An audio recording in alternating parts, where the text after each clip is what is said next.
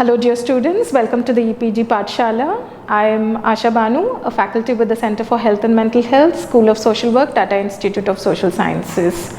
Now we are going to see a module which is very relevant in the Indian context today. It is community mental health. Before moving on to understand what community mental health entails, let us understand the historical trends that has led to community mental health. Often we keep reading about deinstitutionalization that resulted in evolving community mental health services. So what is this deinstitutionalization? Earlier, people who were suffering from mental illness were supposed to be people who deserve treatment, and they were institutionalized, and there was a whole movement in terms of providing appropriate medical services for persons with mental illness. And Clifford Beers is one name we can see again and again, who propagated institutional specialized services for persons with mental illness. From there, it moved towards an institutional setting which violated the rights of persons with mental illness within the institutional setting. So if we look through pages, we can see forced incarceration, violation of rights in terms of food, clothing, appropriate facilities within the institutional setting, lack of care for them, physical abuse, sexual abuse, etc., which led to a socio-political movement demanding for community mental health services. So the deinstitutionalization movement was because of the violation of rights, and the institutional spaces were not providing appropriate services that gears towards recovery. The second reason is the advent of psychotropic drugs able to manage psychotic episodes. This was one development which actually helped and facilitated individuals to stay within the community, because they started becoming less asymptomatic and they were able to be in the larger community. And the third reason would be the financial reason, which was cited in international contexts, where people realized that investing in institutional facility was costing the government so much of money. So these are the three prominent reasons we see internationally. One, a socio-political movement for community mental health services. Two, with the advent of psychotropic drugs, people, when they are given medication, they can be leading a community life. And three, in terms of how optimally we can use financial resources by not institutionalizing persons with mental illness. So if you look at the history, there were people who were on the streets, and there was a reform where institutionalizing the person was considered as relevant, and they were institutionalized, and institutionalizing resulted in number of problems which I cited, and from there we moved into deinstitutionalizing. Now with this brief history, let's move in terms of understanding what this community mental health entails to. So when we look at the phases, it can be easily classified as three phases. As I mentioned, institutionalization, that was phase one. When we are discussing about deinstitutionalizing, it is important also to look at what happened in phase one, that is institutionalizing. So around this phase, there was rise of the asylum. So these institutions were named as asylums because that was considered to be the last resort. So the asylums were built, an increasing number of hospital beds. The third was reduced role of the family. The moment the person is institutionalized, the person is cut off from the larger society as well as family. The public investment in institutions also was the characteristic of the phase one.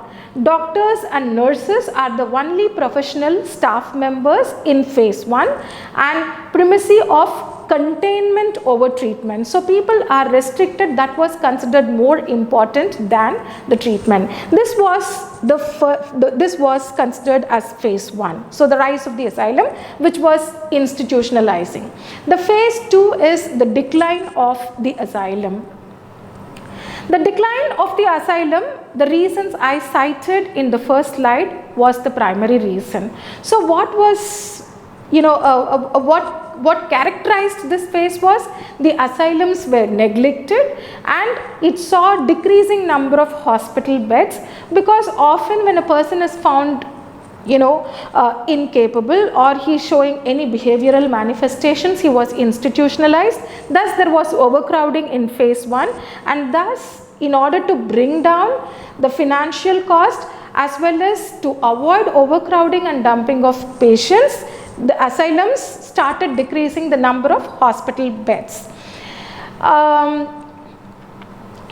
And here in the second phase, the role of family was realized, though the family was not really considered as a resource as part of the treatment, but recognition in terms of how family is important in recovery was recognized. Then there was public disinvestment in mental health services. When the phase 1 saw a lot of public investment in terms of setting up systems, hospitals, resources, the phase 2 saw a little bit of a disinvestment in mental health services by the public sector.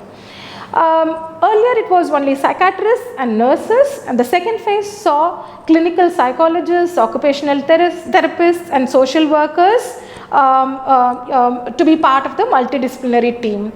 And the second phase also saw effective treatments, beginning of treatment evaluation and standardized diagnostic systems, growing influence of individual and group psychotherapy, and also in terms of treatment more than pharmacological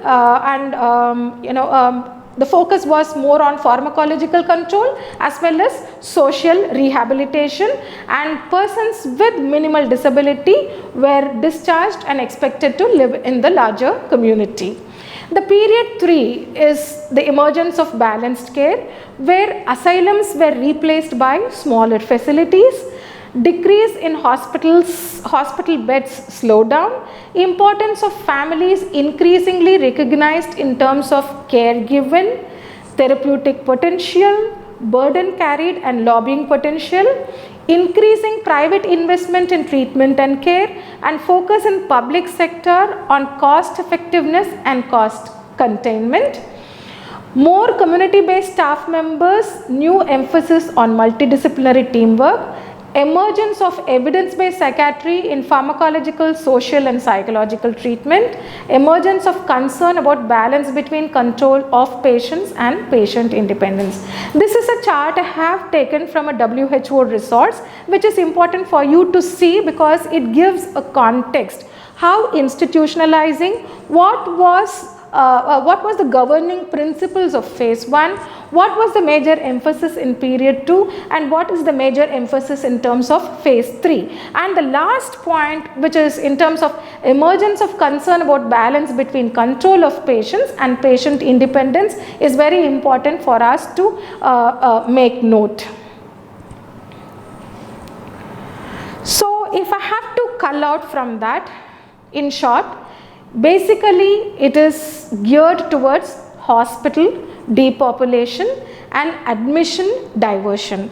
What has happened across, if we see, the first two has really happened. People really welcome because minimal investment in public health facility and everyone went for community based services. But what has happened is there is a hospital depopulation that has started happening, admission diversion in terms of sending people with minimal disability to an outpatient facility started happening, but then less emphasis in terms of development of comprehensive community based services. Many places have failed, that has resulted in crisis in many countries where people from the asylums were left to be on the streets in many developed contexts.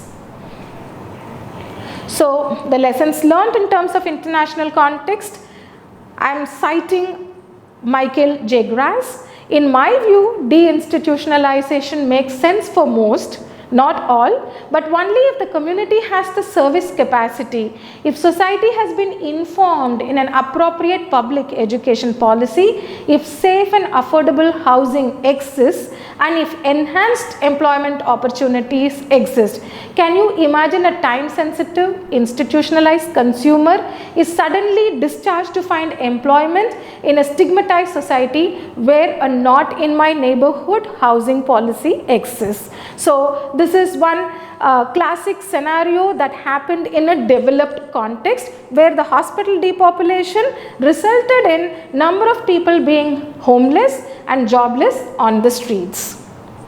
Now, coming to the Indian context, in India, if we look at evolution of community mental health services and we look at the reading, Irwadi incident that happened in 2001 is highly cited, and the knee-jerk reaction of the government started strengthening the community-based models. We also can see a lot of discourses on institutionalization versus deinstitutionalization even in the Indian context. There are a number of pioneers who have worked and who have really explained the need for community-based models and the need for a person with mental illness being in the community enhances the recovery of persons with mental illness. So there is a whole movement towards why investing in community-based model is important. Then we can talk about stigma and superstition. When stigma is cited largely in international context, that exists in the Indian context too, and added to stigma, the superstitions. Even in urban cities or rural context, the first point of contact for a person with mental illness or the family member of a person with mental illness would be a religious healer, because the whole denial about mental illness cannot happen to a person in my family would lead them, and also the notion about being possessed or religious causes also takes them towards a healer. But in the Indian context now, we are also taking that as a stepping stone, because we've started working with healers and how blending both the modern and the traditional has resulted in innovative models in the country that we can discuss towards the last slide. And paradigm from hospital to community, which was propagated, and also the greater emphasis on prevention and promotion of mental health. So briefly, if I cite, these are the things which I could cull out from the readings when we talk about how in the Indian context we are moving towards community-based models. So this is again a citation from D.S. Goyal, which I really like. There are, like, after decades, still this holds true, and it is important to read that. The mental health scene in India at the dawn of the 21st century is a bewildering mosaic of immense impoverishment, asymmetrical distribution of scarce resources, islands of relative prosperity intermixed with vast areas of deprivation, conflicting interest, and the apparent apathy of governments and the governed alike. In the context of the huge and perhaps unsustainable levels of overpopulation, the problems appear to be insoluble. Yet a solution must be found if we are to survive. This calls for courage, vision, and a vibrant spirit of innovation, unburdened with the obsolescent shibboleths of psychiatric mythology. We will have to get off the beaten track and embark upon this journey without a roadmap to help us along. We will have to invent solutions. We have the technical skills required to achieve this. Do we have the wisdom to choose the right path? This is a quote which I often cite to the students too, because we cannot fall into the conventional modes of treatment. It is important, given the diversity of the Indian context, we have to innovate and create pathways to recovery, and it is really important to understand diverse perspectives and choose the right path for the larger society. Now, with this brief setting of context, what is institutionalization, why we had to discuss about deinstitutionalizing, what governed deinstitutionalizing, what are the phases, why there was rise of asylum, then again the reason cited for decline of asylum, and then the realization of balanced care. Now I will go on into the specifics, and this is taken from a book which is given in the reading section for you to read.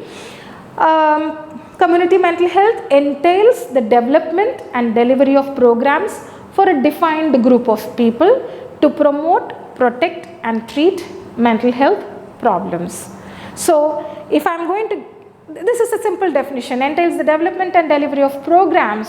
So, what do you develop and what do you mean by delivery of programs, and what are the kinds of programs that are available? So, now when briefly we define this, there is also a definition which talks about what it entails to. Community mental health care comprises the principles and practices to promote mental health for a local population by addressing population-based needs in ways that are accessible and acceptable, building on the goals and strengths of people who experience mental illnesses, promoting a wide network of support services and resources of adequate capacity, emphasizing services that are both evidence-based and recovery-oriented. So, while we are talking this, now community mental health is not, now when we look at psychiatry or mental illness, we always talk about an intrapsychic phenomena. But here in a community mental health approach, the realization is there that it should be a population based approach, and in a population based approach we have to create services that are accessible and acceptable. So, it also emphasizes what are we going to draw from the community. So, it is not like a top down where we are providing a professional service, but also in terms of how we are drawing from the strengths of the community so that that becomes accessible and acceptable to the community members, and also build on the goals and the strengths of the people which I mentioned, and promoting a wide network of support services and resources. So, it should not be like one size fits all kind of approach. It cannot be like that. It cannot be like I will sit in the primary health center and stocking up a primary. Of course, that is also of greater significance which has not been achieved in the country, but that cannot be the only approach by providing medications, but seeing in terms of the support and the services which also helps in promoting, not only in terms of treating illness, emphasizing services that are both evidence based and recovery oriented. So, what it comprises is create a support services where the support services is promoting mental health of the larger community members, as well as facilitates recovery of persons within that community. So, it's like you're focusing on the entire population rather than identifying, removing a person who has illness and working with that person. The realization is the total well-being depends on what well-being we see in the community. So, it encompasses a population view and patients in a particular socio-economic context, generating information on primary prevention. So, now we have a population view. When I am going to the last few slides, we will see the national programs that is emphasizing on community mental health. We have NIMHANS experimenting in Bellary, where community as a unit and there is a population view. Then it is important to work with patients in a socio-economic context, because we deal with such disparities. What will work in an urban slum might not work in a rural context, and what would happen in upper middle class community would not be workable for a person from the lower class. So, it is important to work on interventions for a particular socio-economic context, generating information on primary prevention.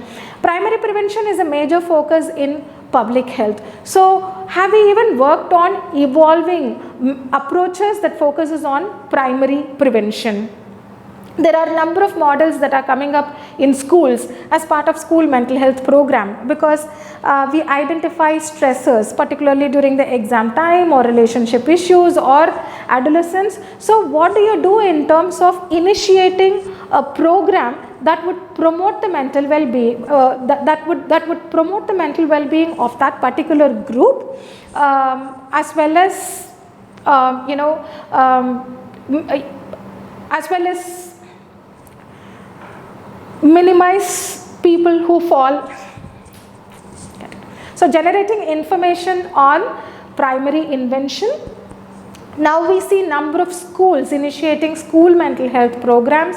We can see number of organizations evolving mental health promotion programs which become part of the primary prevention.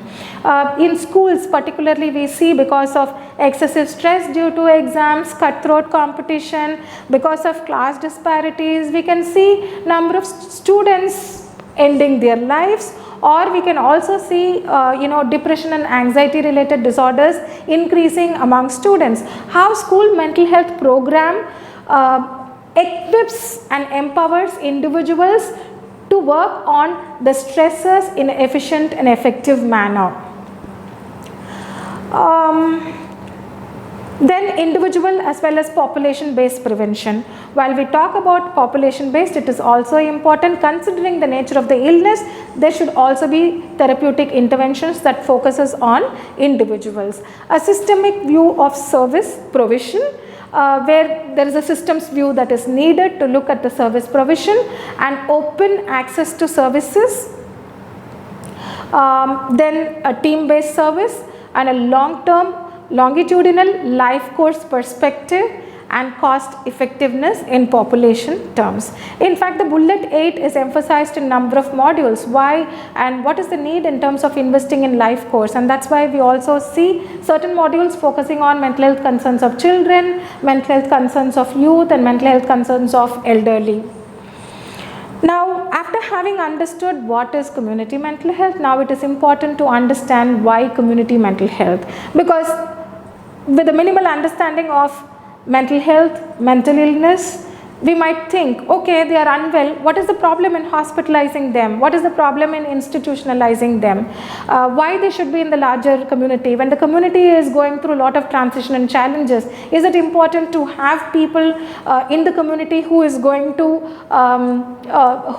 really be troublemakers for the family members? So in order to respond to that, we will see in terms of why community mental health becomes critical. If you look at the country, the entire country, we have 3,500 psychiatrists, 1,000 psychiatric social workers, and 1,000 clinical psychologists, and 900 psychiatric nurses. And this is from the report 1982, but might be the numbers might differ, but not to a phenomenal extent. And this resources and this specialized resources is available for a greater than billion population in the country, and all countries in Southeast Asian region and nearly all countries in Africa have less than one psychiatrist for a population of 1 lakh. Even in our country, when we travel for mental health interventions during disasters, in certain spaces we do not find a single psychiatrist. We do not find a single public health facility with a psychiatrist who've been consulting or practicing in that particular context. So when expertise is not available and evenly distributed, it becomes essential to initiate community based models driven by other professionals, borrowing from the psychiatric discipline. The population of India exceeding 1 billion people has access to less than 4,000 psychiatrists as compared to the nearly 80,000 psychiatrists for 840 million in Europe. So you can look at the distribution of psychiatrists and why it is important for a developing context like us with more than billion population, why community mental health is important, that you should be able to reflect. The existing training infrastructure in the country produces approximately 300 odd psychiatrists, 50 clinical psychologists, 25 psychiatric social workers, and 185 psychiatric nurses per year. So this is the availability of services. If you look at institutional facilities, all of you are familiar the map of India, and you can just go and see that there are only 42 mental hospitals in the country, and the total bed strength is 20,893. Even if we want to really borrow the statistics and what the international organizations say or the psychiatrists emphasize why investing in mental health is important, we keep hearing that every 1 in 4 person is vulnerable to mental health concern. So now in a billion population, 1:4 is suffering from a mental health concern. Do we have the adequate professional capacity to take care of everyone who is going through this distress?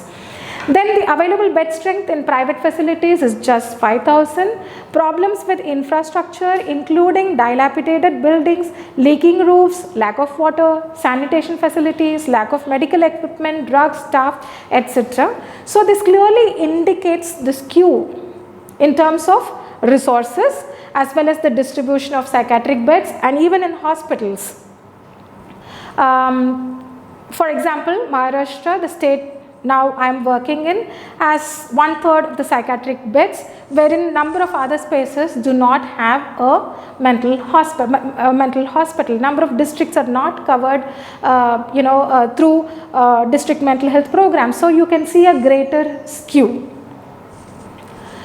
90% of districts in Arunachal Pradesh have no psychiatric services. 2002 data states like Lakshadweep have no psychiatrist, and like Madhya Pradesh, Nagaland, Tripura, Uttaranchal have no clinical psychologists. So considering this skew, it is really important to move towards community mental health. As part of your yes, till today, even after the new mental health care bill that has been passed in Rajya Sabha, you can still see if it is a possibility as a social work student for you to get access to a mental health facility which is still a closed facility, you would see whatever said there is true. You do not have proper bathing facility, you do not have a running water facility, you would not find adequate laundry. People are wearing the same dirty clothes and wandering here and there. The heads are shaved without their consent.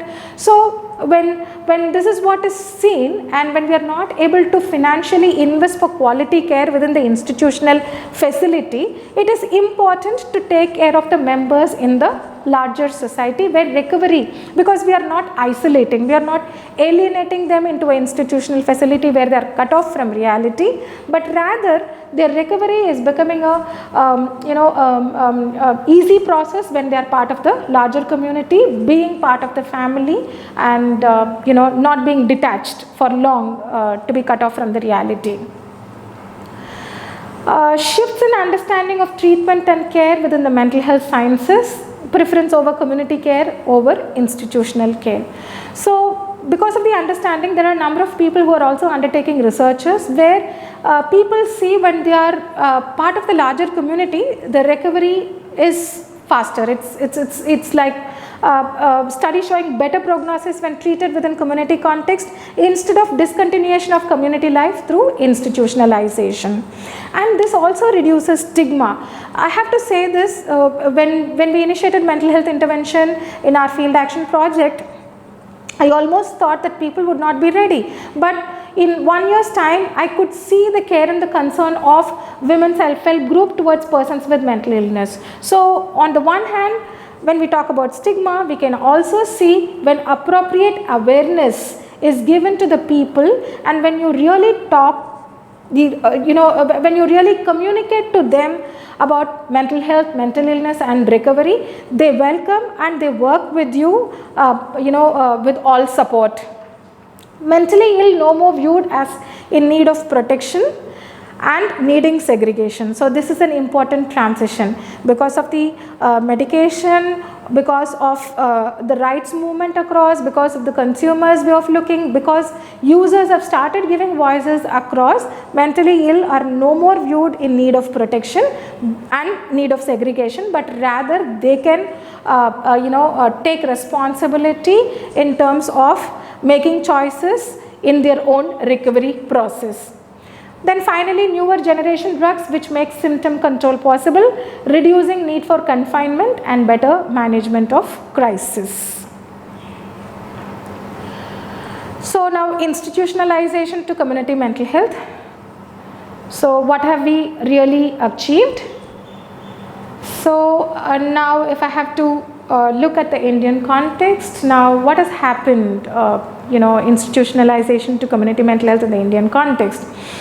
Institutional model of care until as late as 1970s, mental hospital to primary form of mental health service, that is the experiments and the pilots done by the NIMHANS to initiate integrating mental health services within the primary health facility, and also the country saw community mental health camps between 1960s and 70s.